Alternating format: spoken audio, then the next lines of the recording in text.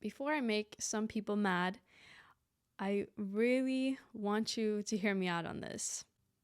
Getting engaged to someone for marriage is one of the, if not the most important decisions that you can make in your life. The person that you choose to marry will affect every area of your life, your career, your everyday personal life, your happiness. It'll affect everything. The person you choose to spend your life with is very important, and I say the most important decision that you can make in your life. If you go into that situation in a naive way where you're just going to go, oh, well, let's just get married and hope everything will work out, and I think it's ridiculous. I think this conversation is important because so many marriages are ending in divorce. Does it matter? Maybe some people say it doesn't matter. Whatever, you want to get divorced? Sure. And in a way, I agree. I'm not some anti-divorce religious person. This doesn't come from any personal conviction in that sense. But I do understand that divorce is detrimental to mental health, to children, especially if they're involved. And it's sad. Divorce is a sad thing, regardless of how you feel about it, whether it's coming from a religious angle or not. And the reason I bring that up is because marriage is a religious thing. So, well, the reason I think it's BS to go into something that important in a surprising way is because of how important it is. You have to talk about marriage beforehand. Maybe this is like oh, well, duh. But I think so many couples are going into marriage. We'll figure it out. We're just so in love right now. Because couples tend to get engaged within the first 2 years of a relationship. And that's when everything is great. No thing could possibly bother you about your partner. All those little annoyances are just cute little quirks about them. And it's perfect. Everything feels amazing. I think in our society today, we have things backwards. Dating is fun, and then you get married and marriage sucks. It should be the opposite. Dating should kind of suck. Dating should be when you go through these really hard questions, figuring out who this person is. Are they compatible with me? Do we share the same values? Our values are so important. If you don't have the same values as your partner, I don't see how a relationship is going to work long term. You are not basing your life that you're trying to build together on similar values, then what is your relationship going to stand on? Because long term, sex isn't enough. Their looks isn't enough. I usually say everything will sag at some point. So you have to have something substantial that you build your relationship on. And I just don't think that is discussed enough. Everything is about things feeling good, right? It's just do whatever you want now. We've become kind of selfish as people, and everything is all about indulging into your pleasures and what feels good and what you want. But we know that life isn't about pleasure always. Life is hard. Life is really, really hard. And we are thrown things our way that we don't expect and that we don't want to deal with. We have to deal with death. We have to deal with unfortunate circumstances that we couldn't predict or plan. And if you don't have a partner by your side that's supportive, that's encouraging, that loves you and is willing to work through life's problems with you, I don't see how it's going to work, because you can't just fall back on the pleasures and the surface level stuff. You have to go into marriage prepared. You have to go into it with a plan, because ultimately things will go wrong and things will happen in life. And I think it's really important that you discuss what you value in life, what you're willing to compromise on, because ultimately it's going to come with compromise. You have to compromise. You're not going to get everything your way. It's no longer about you. When you're single, everything is about you and what you want. But now that you're in a partnership, that changes everything. It's about you as a couple, right? It goes without saying. Every time I touch the microphone and everything, I'm so worried that it's going to mess up the audio. I'm really trying to be conscious to not do that. Hopefully, it's not an issue. I want to go back to what I was talking about how I think we have things backwards in our culture. That dating is really fun. You date for fun, you just go out and it's casual and you're just going on fun dates and everything is great during the dating phase. And then once you get to marriage and things become real and probably children are involved, it's like now it sucks and now people are unhappy and they realize that it isn't what it was when you were dating. So now it's not fun anymore. So then you get divorced in hopes that you're going to find that spark again and find that excitement of being with a new person. But it never lasts. And if you're chasing that, you're going to be going from one marriage to the next, to the next, to the next. You're never going to be satisfied. And I think people give lousy advice on this. They say, oh, well, you might as well just settle because you're not going to be happy with everything anyway, or this and that.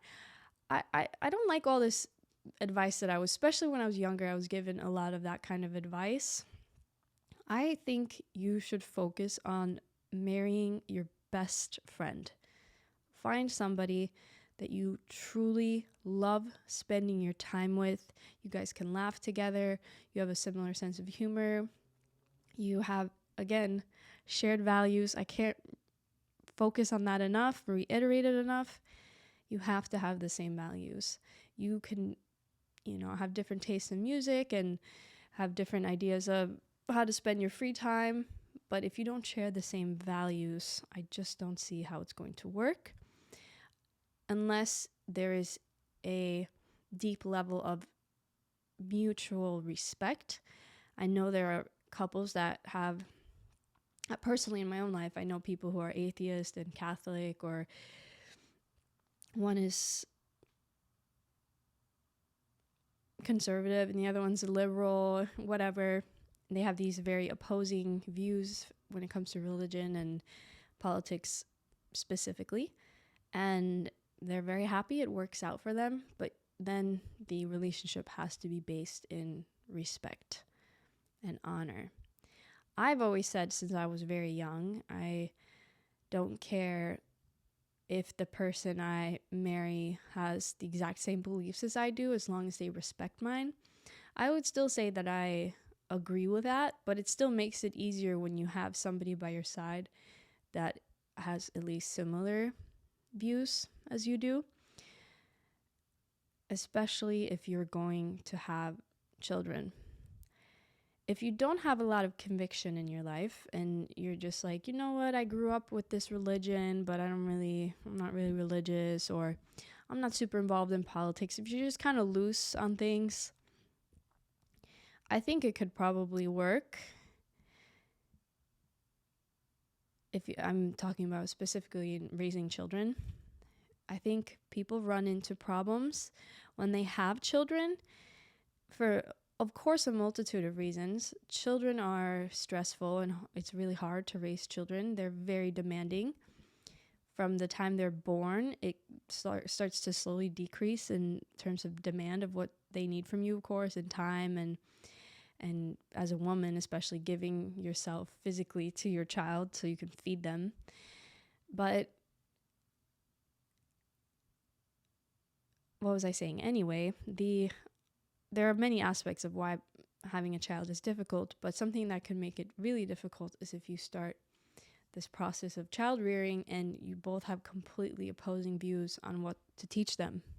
One of them wants to send them to a Catholic school and the other one doesn't, and that kind of thing, right? I feel like a little Viking with my Embracing my ancestors here. The more you agree on when you are dating and come to terms with things and work things out, the easier the future will be. The problem is that people leave things up to future you to take care of things. Well, we'll figure it out. We're just so in love and everything's great right now. And people are so delusional when they're in love. And of course, I understand that it's a biological thing and we lose our logic, but you have to remain logical. I think you have to really, really focus on that. Even when you're in love and everything is wonderful and amazing, you still have to keep focused on what's important to you. Don't be so in love that your brain falls out of your head. You have to think logically. You have to protect what's important to you and what you've built and created in your life, and not let someone ruin that for you just because you have this feeling of intense love, because it is very intense. We know that being in love is very, very intense. It's like a drug for the brain. It really is. It's like you're obsessed and addicted to this person. You just want to be around them constantly. You talk about them all the time. I understand all of that, but it's still important to remain smart, make smart decisions, and focus on what is important to you, because that feeling is not going to last forever. I'm not saying you're not going to love them. You're not going to love them forever. I'm just saying that that intensity of puppy love, right? That's not going to last forever. This everything is perfect and they can do no wrong isn't going to last forever. So the more you sort things out during the dating phase, talk about everything. Do you want to get married? What does marriage mean to you? If I have to move for work, how do you feel about that? Do you want to be close to your family if we were to have children? How many children do you want? If we were to have children, how are we going to raise them? What are the most important values in your life? What is really, really important to you? The more you align with somebody and you find that during the dating process that you are in alignment, you're very similar in your views, the easier things are going to be moving forward. If you already are in congruence, you're not going to really run into that many problems if you have children, you get married, and things get more serious because you've already established that.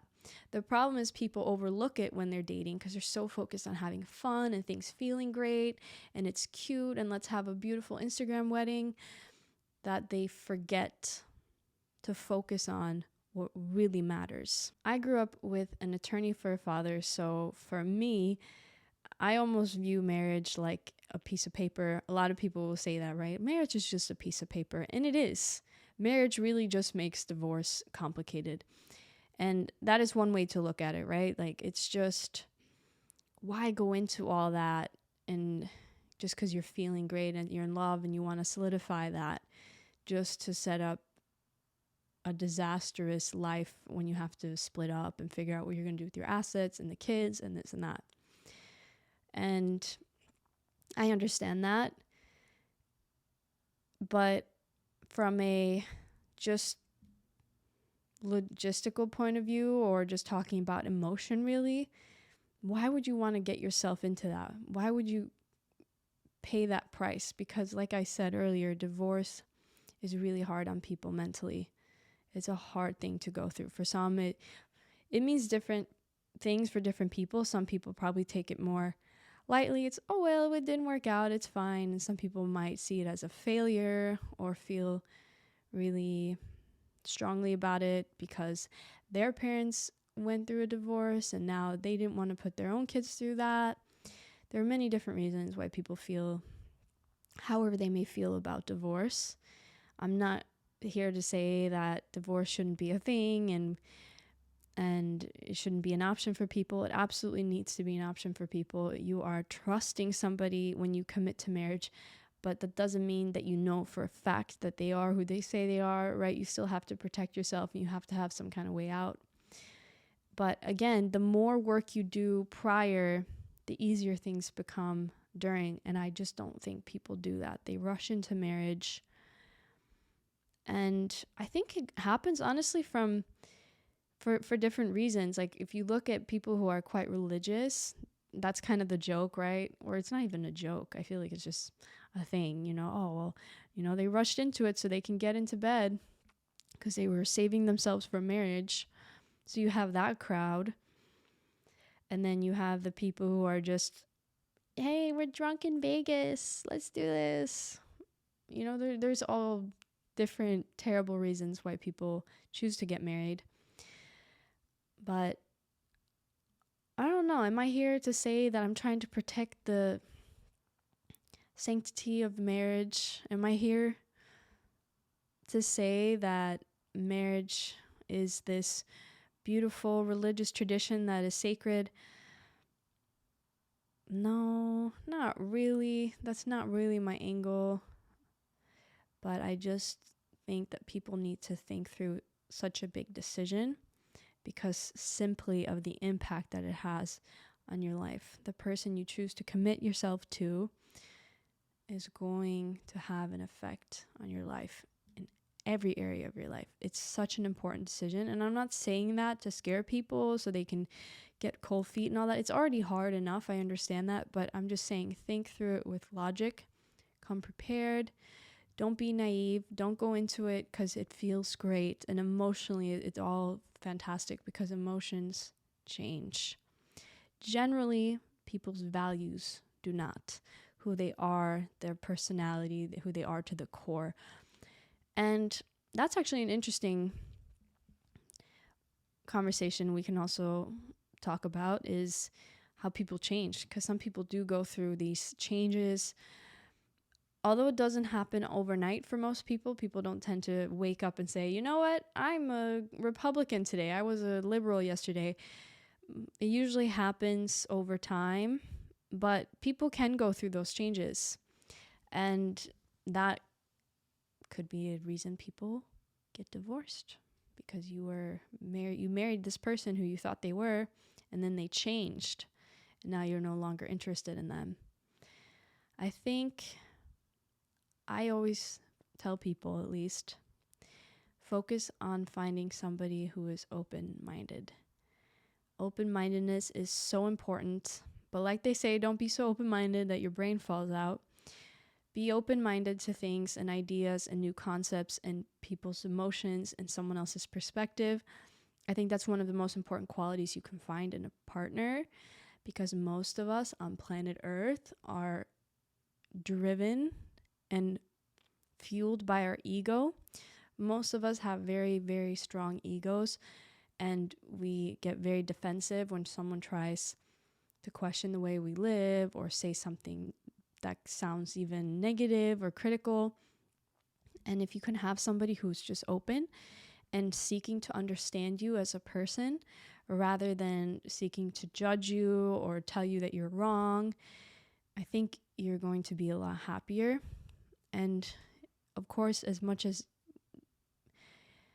I say to find that and look for that in a partner, you also have to be that. It's more important to be the partner that you're trying to find.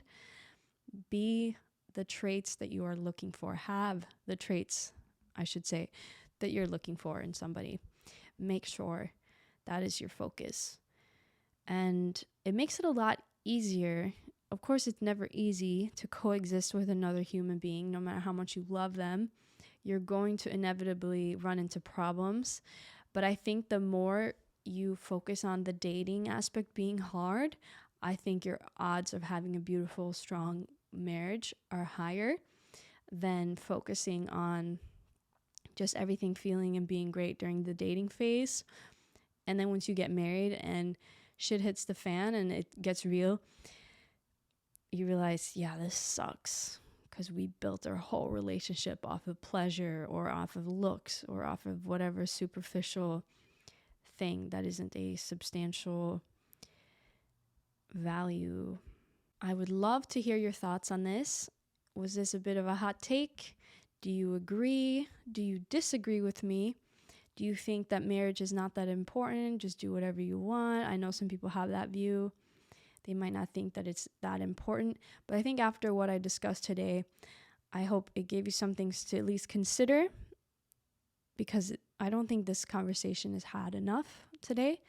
Things have become very focused, like I said, on pleasure, feeling good, everything being and looking great, and having a beautiful Instagram worthy wedding ceremony. That's usually the focus for people too, is having a beautiful wedding. And a lot of the times the wedding ends up being more beautiful than the marriage. And that's unfortunate. I still think surprising your loved one with a symbolic proposal is beautiful. I'm not against that at all. I would love to experience that in my own life. I am a sucker for that. Excuse me. As I was saying, I am a sucker for a beautiful, symbolic, surprise marriage proposal like any other woman would be. But again, when I say surprise, I'm talking about that you're surprised that this person wanted to marry you. And you're like, oh my gosh, what? You want to get married? That is always baffling to me. How do you go into that with like, oh my gosh, this person wants to marry me? That's terrible. You've never had a discussion about it prior. Now I want to ask you, I did ask your opinion, but I would also love if you could share if you are married and when you got engaged, was it a surprise? Did you discuss things beforehand? Do you agree what I'm saying? Do you have a beautiful marriage maybe and you never talked about anything beforehand? Love to hear your thoughts on this. And like I always say, I hope I give you some things to consider and think about for yourself. And I hope it's applicable to your life. I hope you have a wonderful, beautiful day. If you are somewhere cold, the sun is coming. Don't worry. I'm sitting here in sunny Southern California, so I feel a little guilty sometimes enjoying this weather. But don't worry, the snow will melt soon enough. Stay warm. Stay. Just want you to stay. What song is that? Is that Rihanna? Please take care of yourself and wishing you all the best.